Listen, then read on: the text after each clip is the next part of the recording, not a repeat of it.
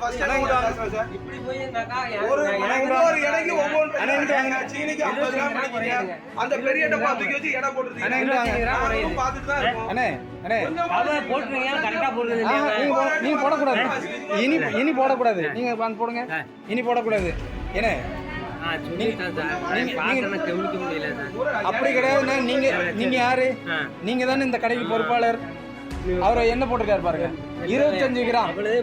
ஏன்னா 1 கிலோவுக்கு 25 கிராம். ஏன்னா தூங்க எல்லாத்தையும் இடம் போடுங்க. 14 கிலோ அரிசி, 14 கிலோ அரிசிக்கு எங்க 14 கிலோ அரிசி 100 கிராம் சாக்கடுங்களேன். 2 கிலோ அரிசி ஒவ்வொரு கிலோ அரிசியில நீங்க எடுத்தா எதுல போய் நிப்பாட்டுவேன்? இது என்னது சொல்லுங்களேன். இருங்க எடுத்து போடு. இது எத்தனை கிலோ? நீங்க போடக்கூடாது. இனி போடக்கூடாது. இது 10 பேர் கடையில வெளியில வச்சு எடை போட்டு வீடியோ எடுத்து. என்ன இது எத்தனை கிலோ? இந்த மாதிரி எடை போடுறாரு. எப்படி எடை போடுறாரு?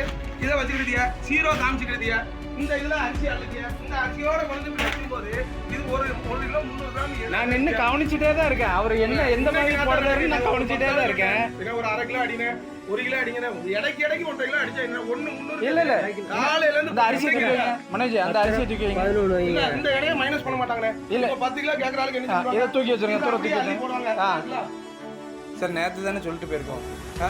இது என்ன சார் 5 கிலோ போட வேண்டியது 4910 இருக்குன்னா 90 கிராம் எங்க சார் போகுது? சார் தினம் இதே வேலை தான் பண்ணிட்டு இருப்பீங்களா நீங்க? சார் உங்க முன்னாலே இந்த மாதிரி நடக்குன்னா நீங்க என்ன சார் பாக்குறீங்க? நீங்க என்ன சார் சூப்பரண்ட் சார்? நீங்க வந்ததோட பர்பஸ் என்ன?